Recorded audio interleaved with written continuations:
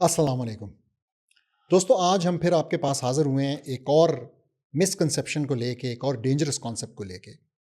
اور یہ dangerous concept بھی بڑا وائڈ سپریڈ ہے، اور وہ یہ ہے کہ بہت سے لوگ سمجھتے ہیں اور اس بات کا پرچار کرتے ہیں کہ جو مغرب ہے، جو ویسٹ ہے، جو یہ کیپٹلسٹ ممالک ہیں، یہ ہمارے لیے ایک رول ماڈل ہیں اگر ہم نے سکسیسفل ہونا ہے، اگر ہم نے ترقی کرنی ہے، اگر ہم نے آگے جانا ہے. اس سے زیادہ غلط بات کوئی اور نہیں ہو سکتی. اور میں آپ کو سمجھانا چاہوں گا. سب سے پہلے تو میں آپ کو قرآن کی ایک آیت سنانا چاہوں گا جس میں اللہ سبحانہ تعالی ڈائریکٹلی ہم سے اور ان لوگوں سے مخاطب ہیں جن کے دلوں میں ویسٹ کا روب ہے. اور کیونکہ ایسے بہت سے لوگ ہیں، ظاہر ہے انہوں نے ہمارے اوپر وہ تقریباً پچھلے 300 سال میں تو 200 سال وہ حکومت کر گئے، 190 سال انہوں نے ہمارے اوپر حکومت کی ہے. تو جب انہوں نے حکومت کی ہے تو انہوں نے انشور کیا ہے کہ وہ ہمارے دلوں کے اندر اپنی برتری اور اپنا روب ڈالیں. اور پھر اس کے بعد جب ان کی وہ فزیکل حکومت ختم ہوئی تو پھر انہوں نے فلموں کے ذریعے اور کلچر کے ذریعے اور کتابوں کے ذریعے اور تعلیمی نصاب کے ذریعے اور انگریزی کے ذریعے، اپنے قانون کے ذریعے اور اپنے ایجنٹس کے ذریعے یہ انشور کیا کہ ان کا روب ہمارے دلوں کے اندر ہو. حالانکہ میں سمجھتا ہوں کہ اب ان کا روب شوب ختم ہو جانا چاہیے. طالبان نے ان کی ناک کو کاٹا اور غزہ کے اندر ہمارے مجاہدین نے ان کی عزت کو خاک میں ملایا. اپنے 70 بندے جو ہے نا وہ آزاد نہیں کروا سکے.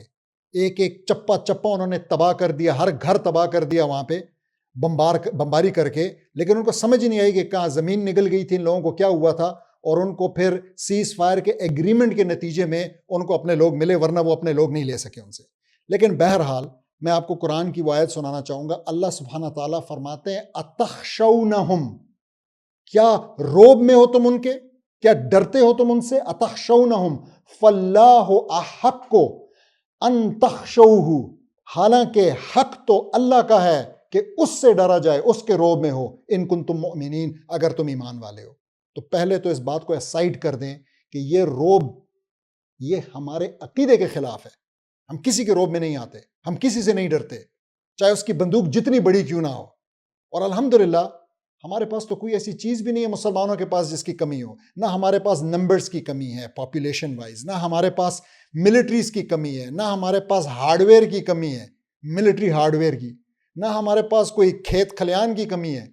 اور ساتھ میں ہم دنیا کی 7ویں نیشن ہے جس کے پاس ایون ایٹامک بام ہے، نیوکلیئر ویپنز ہے.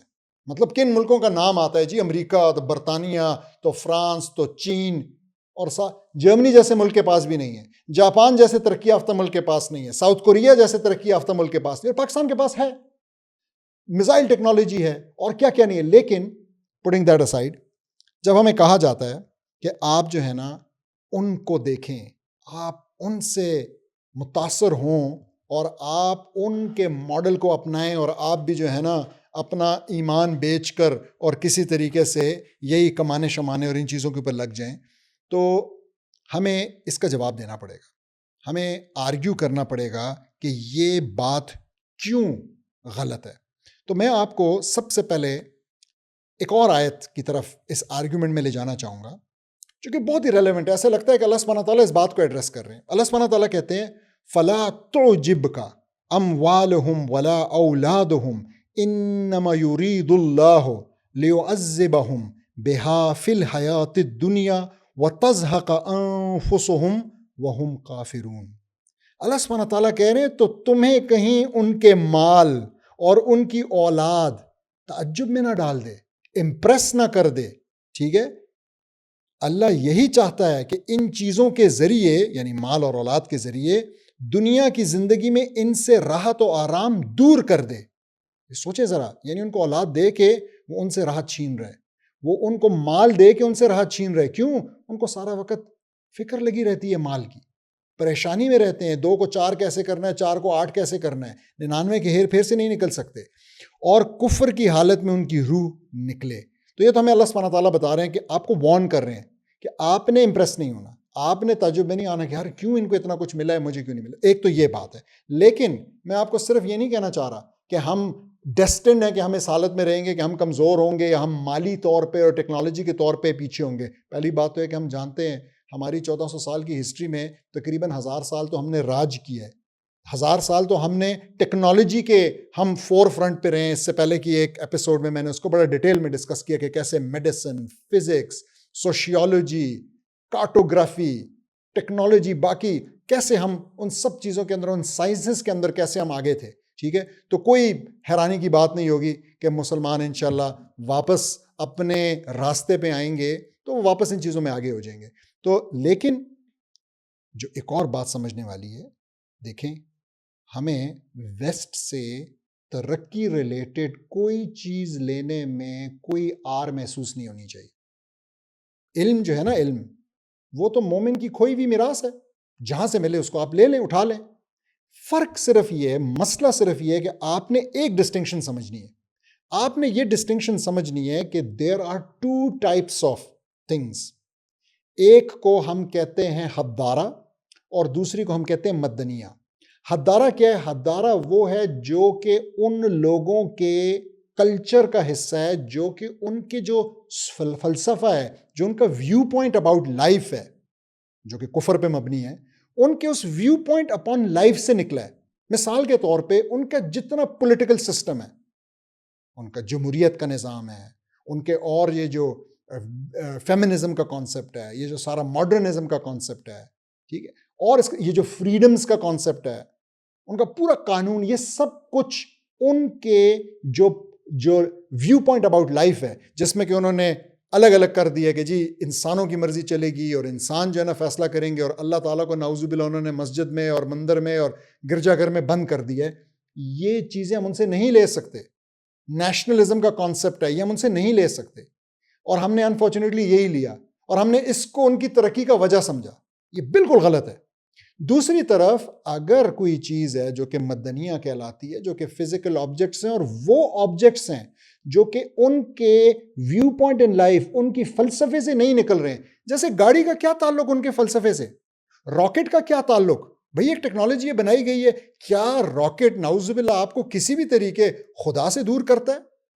کیا نعوذ باللہ یہ انہوں نے اس لیے بنایا ہے کیونکہ وہ خدا کے منکر ہیں اور انکاری ہیں؟ نہیں, ہرگز نہیں. تو یہ چیزیں تو بلکہ آرگیو کیا جا سکتا ہے کہ یہ چیزیں لینا مسلمانوں کے اوپر فرض ہے. کہ اللہ سبحانہ تعالیٰ ہمیں نہیں کہتے, جو آیت ہے جس میں اللہ سبحانہ تعالیٰ فرماتے ہیں وَأَعِدُّ لَهُم مَّا اسْتَطَعْتُم مِّن قُوَّةٍ وَمِن رِّبَاطِ الْخَيْلِ, اور اس میں پھر آگے آتا ہے تُرْہِبُونَ بِهِ. وہ جو تُرْہِبُونَ ہے کہ آپ نے ڈرانا ہے ان کو, ان کے دلوں کے اندر ڈر ڈالنا ہے. وہ آپ کیسے ڈالیں گے؟ آج کے دن میں آپ رباط الخیل سے ڈال سکتے ہیں ڈر؟ اگر آپ کے پاس بڑے زبردست گھوڑے ہوں آپ نہیں ڈال سکتے. آج آپ کو ٹیکنالوجی کی ضرورت ہے. آج آپ کو میزائل ٹیکنالوجی, ایٹمی ہتھیار, ڈرون ٹیکنالوجی, کمال کے بہترین جہاز آپ کو یہ چاہیے, یہ مسٹ ہے. اور اگر آپ کو یہ وہاں سے ملتا ہے بغیر کسی سودا بازی کے, بغیر کہیں مسلمانوں کے خون کا سودا کی اور عزت کا سودا کیے, آپ وہ ضرور لیں گے. اور بھائی دنیا میں نا یہ 4-5 بڑے ملک جو مسلمانوں کے دشمن, ان کے علاوہ اس کے علاوہ بھی تقریباً کوئی 150-200 ملک ہیں.